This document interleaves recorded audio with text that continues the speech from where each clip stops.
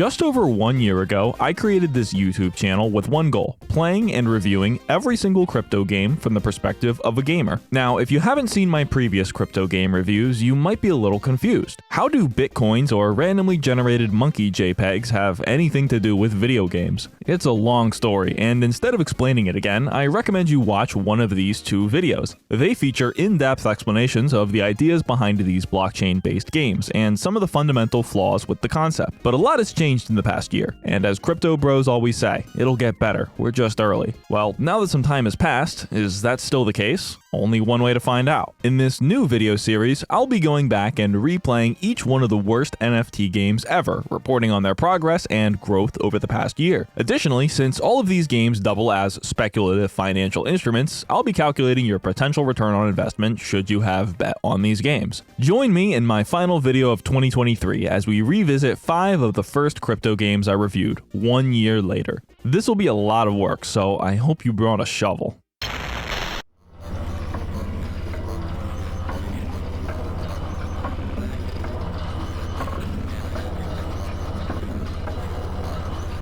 My crypto game review series kicked off with an episode based on an article I had found on Google: 10 best NFT games to play in 2022. Ironically, the author of the article has since deleted it. I wonder why. Regardless, the game listed as number 1 was called Robotera. The game, described as the best NFT game merging the metaverse with cool crypto features, was not playable at the time. How can this be the best NFT game to play in 2022 then? Well, I'm pretty sure that Robotera paid to be listed first in this article. This assumption is based on the fact that directly following this article, the author posted a guide on how to purchase Robotera tokens. Of course, that has also been deleted, but we can still see it thanks to the Wayback Machine. I suspect that these were deleted because the project was a scam. In hindsight, this is actually one of the lowest effort crypto game scams I've ever seen, but let's look at it again and see why.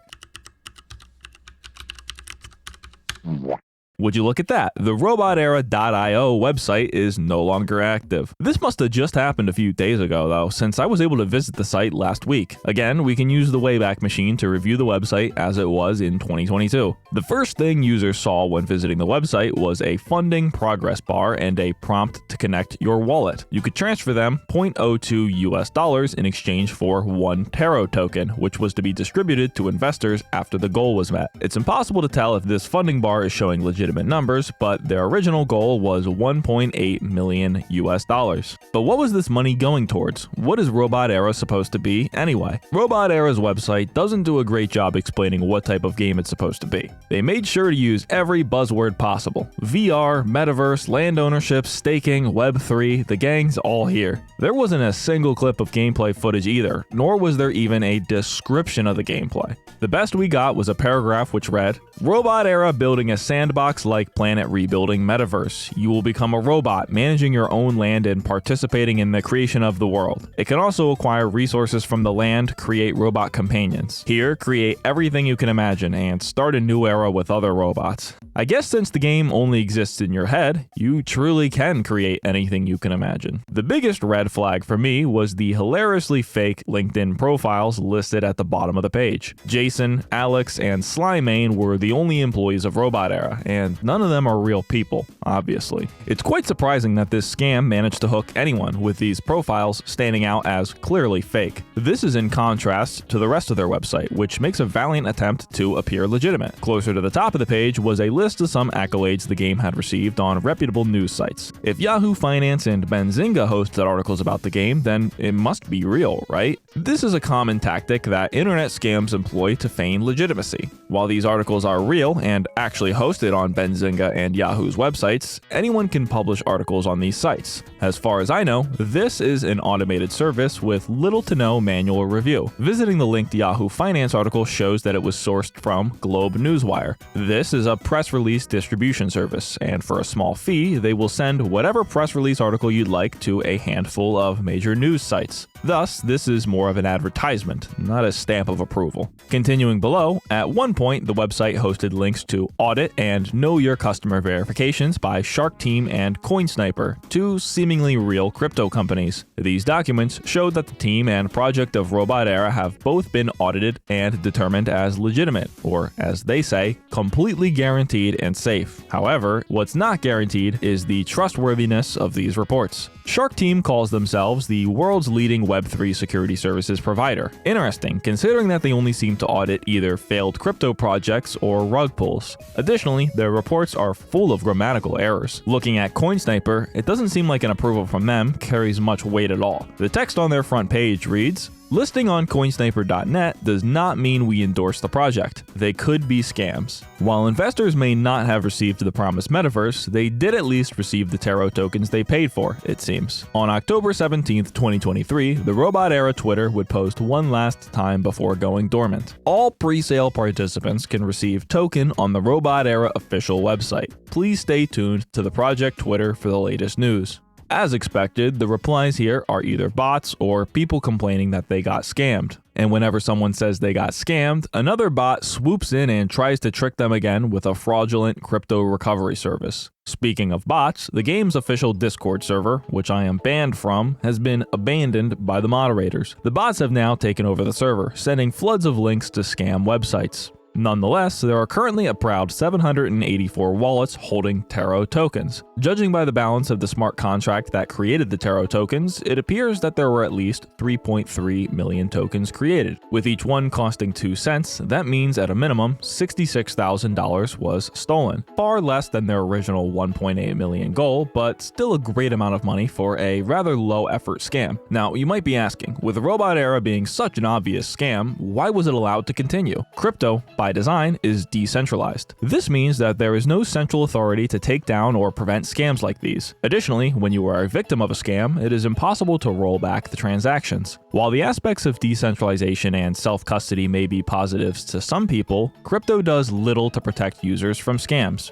In the best case, the scammers' crypto wallets might be flagged as suspicious, which would result in major crypto exchanges refusing to do business with them. However, depending on the jurisdiction of the scammer, this might not even matter, since not all crypto exchanges enforce Know Your Customer rules. And even in the cases where the scammers are caught, victims are still highly unlikely to see a recovery of their investments. It's worth noting that there was actually an attempt made to protect users by MetaMask, which is one of the most popular browser extension crypto wallets. At one point, when you visited Robotera with MetaMask installed, you would instead be redirected to the MetaMask website. Here, it would warn you that the project was most likely a scam, and to stay away from it. But this warning did not seem to last long, and it was removed only a few days later. Regarding the return on investment for this project, it's not quite a 100% loss, but it's pretty close. Since investors technically did receive Taro tokens, they could potentially sell them. But with the game the tokens are used in being a scam, it would be hard to find any buyers. Anyway, Robotera was a complete scam, and I called this a year ago. Not like it takes an expert to identify this sort of stuff or anything, so I shouldn't give myself too much credit, especially because my prediction regarding the next game was completely wrong.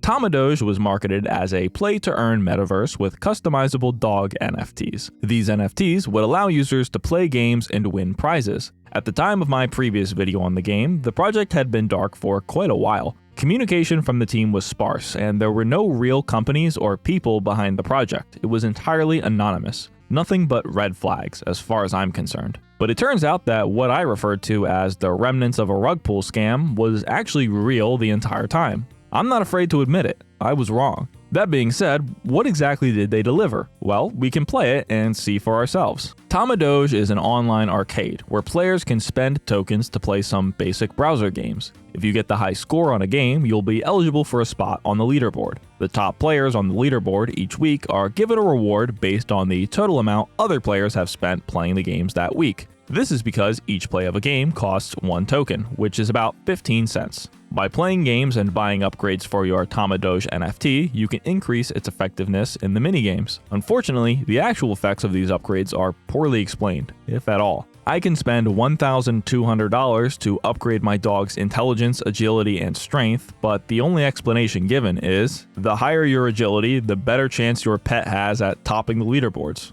What about some detailed percentages or statistics, like 10% increase to health? Is that too much to ask? Anyway, let's play the games.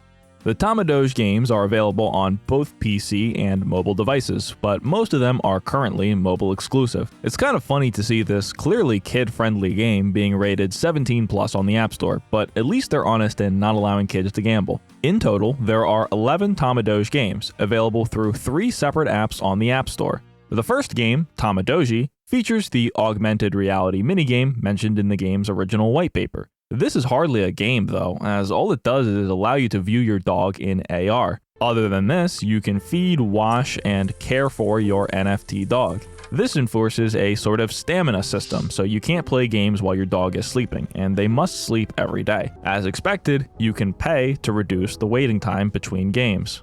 In this first app, there are 5 separate minigames. Each play costs 1 credit, and a higher score on the game gives you more XP for your dog. You can use this XP to upgrade your dog, and a higher level dog performs better in the minigames, I guess. Only problem is, these minigames are frustratingly difficult. They're all minimum effort reskins of some of the most popular mobile games, and they look and feel like the work of an amateur following an Intro to Unity course. The difficulty curve is bonkers, and I was never able to survive long enough in any of the games to gain more than 1 XP as a reward. It's a neat little virtual pet game, but it doesn't really hold up well considering the available competition. Plus, I think this is overpriced. It's cheaper than a trip to the arcade, sure, but it's still not great, especially when you consider that these games are all pay to win.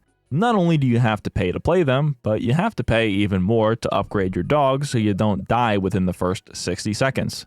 It's a money pit, but that's sort of expected when it comes to mobile games, crypto or otherwise. The next Tamadoge app is called Tamadoge Arcade. This is simply a hub to play the 5 different Tamadoge games with the high score leaderboard and prizes. Similar to the previous app, all of these games are 100% derivative of something that's already been done to death. Not a shred of originality was used here. What a shame. And thanks to the upgradable NFT dogs, they're all pay to win. The final Tamadoge game, Tamadoge Arena, is a competent clone of Vampire Survivors. But just like the other Tamadoge games, it features an aggressive difficulty level that can only be overcome through spending your tokens on extra upgrades or revives. This is rather polished for an NFT game though, so I have to give credit to whatever developer they contracted to build this. All things considered, Tamadoge is a pay-to-play-to-earn mini-game collection that consists of Shiba Inu-themed amateur remakes of existing games. Is there anything else they have to offer? Perhaps the biggest selling point of Tamadoge lies in the aforementioned leaderboard system. Each week, the highest scoring players receive prizes in the form of Tama coins, usually less than $10 worth. But due to the pay-to-win nature of these minigames, placing on the leaderboard will be all but impossible without a significant time or money investment. The Tama cryptocurrency serves as the backbone of the Tamaverse. You can spend these coins on upgrades for your dogs, buying new dogs, or getting tokens to play the minigames. Additionally, you can sell the coins on a crypto exchange to convert them to real money. Unfortunately, the return on investment for these tokens hasn't been great. $100 worth of Tama coins a year ago are worth about $55 today. Apart from using Tama coins to upgrade your dog NFT, you can also stake them to receive an APY of 4.9%. Staking is a form of investment for cryptocurrencies, and staked coins cannot be spent until a certain amount of time has passed, usually a year.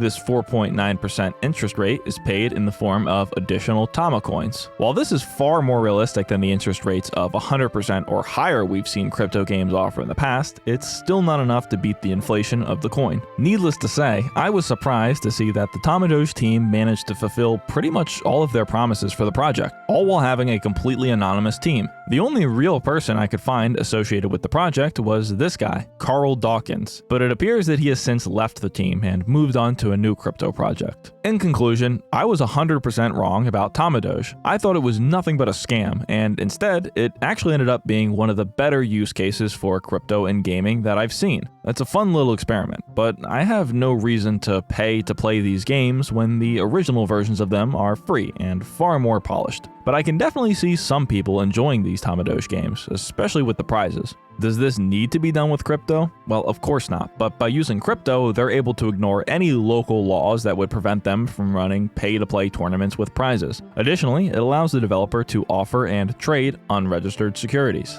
In the end, while I was wrong about the game being a scam, it still turned out to be a poor investment. Despite this being one of the only crypto games that delivers exactly what was promised, it's still lost value over time. This is in part because of the initial rush of blind hype that caused speculators to pump the token to unrealistic prices before the game even launched. Now that the project has been delivered, it's obvious that this was never going to be groundbreaking or attract a large player base, and so it continues to bleed value.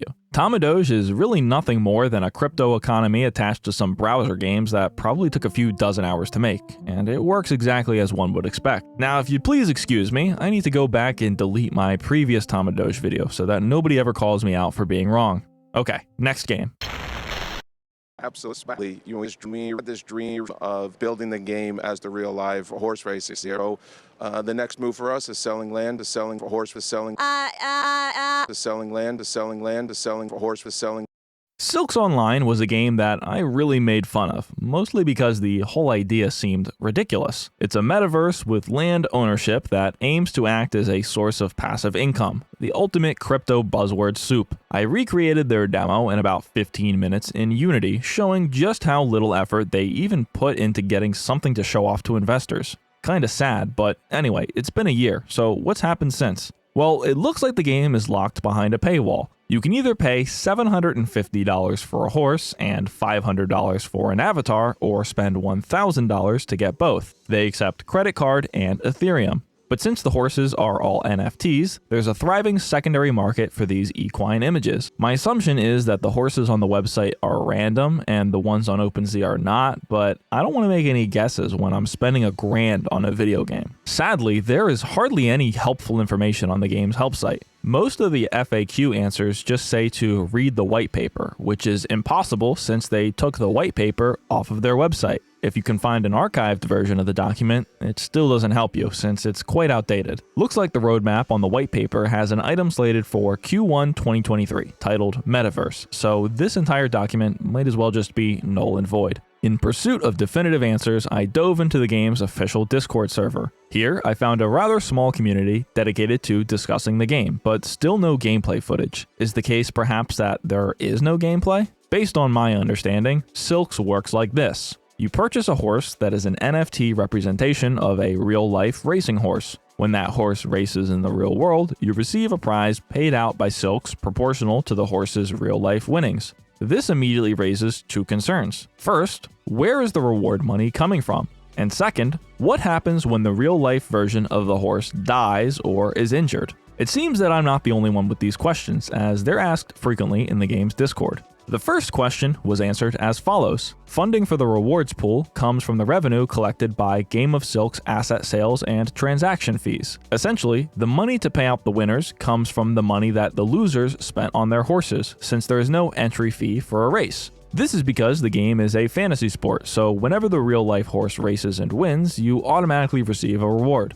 In my opinion, this is alarmingly close to a Ponzi or pyramid scheme. All rewards given to old investors come from money deposited by new investors. There are currently no other sources of revenue for Silks besides these investors, or maybe I should call them players. In addition to the horses and avatars, you can also buy land, of course. This was originally supposed to be used in the Silks metaverse, but there has been little to no news on the current status of this metaverse. Now, for the second question, what happens if your horse dies in real life? Horse NFTs are created through the purchase of one of the $750 loot boxes. This horse is a digital copy of a real horse that is 1 year old, a yearling. Basically, it's gambling, as you have no idea what horse you're actually going to get. This is where the OpenSea marketplace comes into play. Here you can purchase an already revealed horse with a proven track record. In the case where a horse has died in real life, the answer given was, well, that's the risk. But with the underreported nature of professional horse breeding, it seems that it's difficult to actually keep track of these real-life horses. Buyers reported having received a horse that has never raced, and attempts to contact the horse's real-life owner have yielded no response. However, if you were able to contact the owner and receive a proof of death, Silks did offer a refund.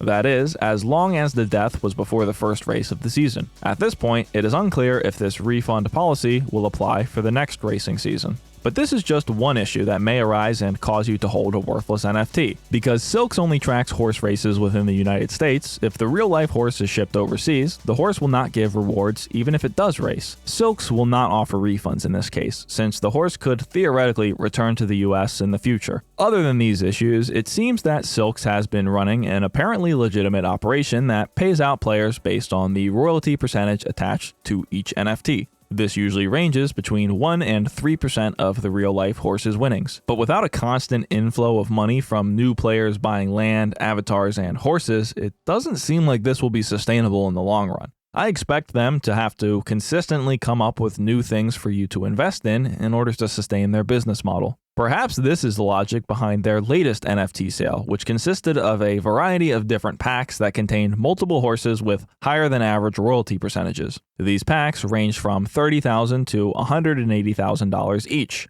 But judging by the discussions in the Discord, it seems that these were purchased by players pooling their money together. Nobody was spending 5 figures on an NFT. In conclusion, Game of Silks does not appear to be a scam, but it does seem to be an overly ambitious and poorly thought out project. The promises of a 3D metaverse have been memory hold, and some investors who bought in based on that promise are upset, even threatening to start a lawsuit. Is this a video game? Well, in my eyes, no, it's not. It's an expensive fantasy sport for speculative gamblers. And most importantly, there is no reason you need to use crypto to do this. If anything, crypto is probably the worst way to do this, since NFTs can be traded peer-to-peer without going through OpenSea. Game of Silks relies on this income from the 8% OpenSea transaction fees to be able to pay out winnings. When someone trades peer-to-peer, they ignore that 8% fee. If Silks had just forced everyone to use their own website to trade horses and they weren't NFTs, then there would be no chance that people could dodge the fees. And as far as your return on investment goes, well, it's pretty much impossible to calculate that since it depends entirely on which horse or avatar you manage to get. Some of the assets have increased in value while others decreased, so it's hard to give a definitive answer. But it looks like from what people have shared in the game's Discord, some owners have been able to see a 10% return on investment thanks to their horses' successful races. Only time will tell if this return is consistent.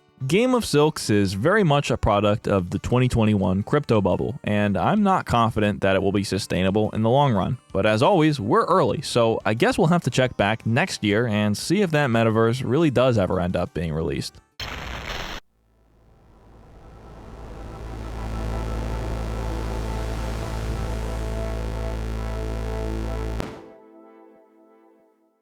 Battle Infinity was an extremely vague promise of a sports-focused metaverse, featuring practically every crypto scam trope at once. AI-generated images, a suspicious team with little to no experience, and a social media audience composed almost entirely of bots. In my initial review, there was almost nothing to talk about, since the project promised to be so many different things at once. It would feature fantasy sports, sports betting, a 3D metaverse made in Unreal Engine, playable sports games, avatar customization, and more. If you can name it, Battle Infinity would have had it. But everything was so vague that it was clear they had no intention of delivering these things, even from day one. In lieu of delivering what they promised, they have instead decided to remove all mentions of the team behind the game from their website. Even Suresh Joshi, the project's co-founder, has removed all mentions of Battle Infinity from his LinkedIn page, but I couldn't imagine why. The Battle Infinity token has declined over 90% since 2022. Surprisingly, the IBAT scheme does still seem to be trucking along, albeit slowly.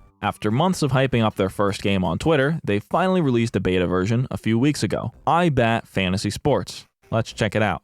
Looks like this is a sports betting website that allows you to bet on fantasy cricket or football. The website does not use HTTPS, the game has no instructions, and the only currencies supported are Indian rupees or Philippine pesos. Nowhere on the game's white paper or website does it say that it's exclusive to those countries, which is quite misleading. Additionally, they posted on their Twitter that the game was awaiting approval on the Android App Store, but it doesn't seem like that ever happened, since that was months ago at this point. There have been no communications from the team since October, and the game's official Discord server has been deleted. As far as the game goes, since it doesn't have any instructions, I couldn't figure out how to play it. Plus, the game is littered with spelling errors, as expected. Oh, and you can't even bet on football. That doesn't work. Only cricket. There really isn't anything else to say. The project was created by a 20-something dude in India who used AI and buzzword soup to create an appealing website to attract investors. After a year of development, the only thing that was delivered was a barely functional minimum viable product, and the few investors that remain just mock it on social media. It would seem that they delivered nothing that was advertised, and then just removed their names from the project to pretend it never happened while they look for a new job. Oh, and they never replied to my YouTube comment, so I'm still salty about that too.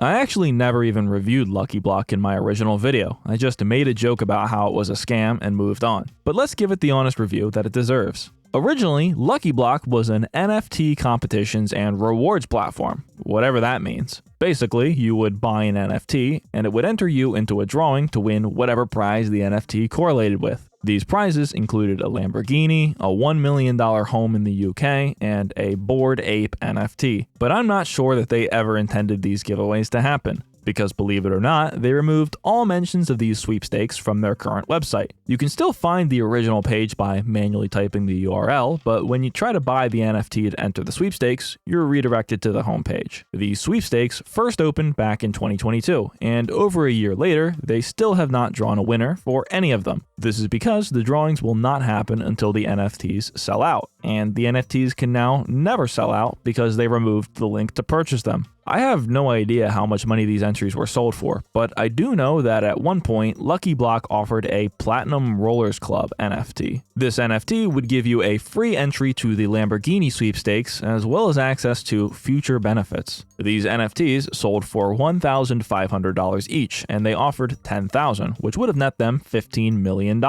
But with all references to these NFTs having been removed from the site, I was unable to find out how many of the 10,000 actually ended up selling. As usual, I jumped into the Lucky Block Discord to see how the community feels about this. Some of my favorite quotes I found here are, "Did we just get scammed out of $1,500 and I hope you guys are having fun driving the Lamborghini and living in the house." I hate to break it to you, but I'm pretty sure that neither of these things actually exist. Why wouldn't they just wait until the NFTs sell out before they purchase the Lamborghini? And now that the NFTs are no longer for sale, they never have to worry about buying any of the prizes. Sounds like a winning strategy to me. Importantly, by making this giveaway require entrants to purchase an NFT, they are likely in violation of the FTC's No Purchase Necessary sweepstakes laws. Of course, this doesn't matter since Lucky Block is headquartered in the Cayman Islands. But all of these giveaways are from Lucky Block V1, which has since been retired. In 2023, Lucky Block changed their entire business model, and now their website is inaccessible from US IP addresses. Well, luckily for us, we can bypass this restriction, thanks to today's sponsor, John VPN.